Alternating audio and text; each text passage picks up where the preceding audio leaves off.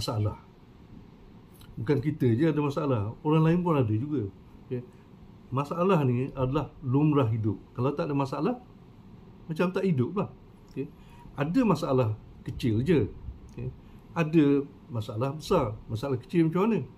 Contoh, tak jumpa cari kunci kereta. Masalah. Tapi masalah kecil je.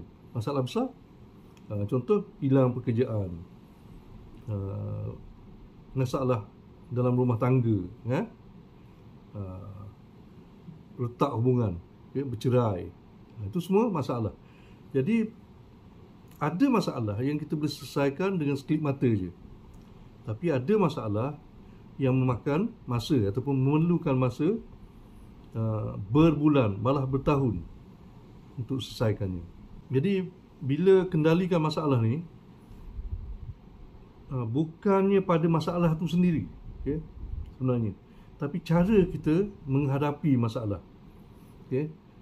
Ada orang bila diuji, mereka cepat panik, jantung berdegup laju, fikiran jadi kusut, keputusan buat pun pula terburu-buru. Ada pula yang milih untuk melarikan diri. Okay.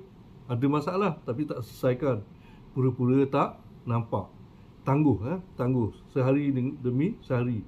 Lama-lama masalah tu jadi makin besar dan memakan diri sendiri. Tapi ada juga orang yang mampu berdepan dengan cabaran yang sama dengan wajah yang tenang dan langkah yang bijak.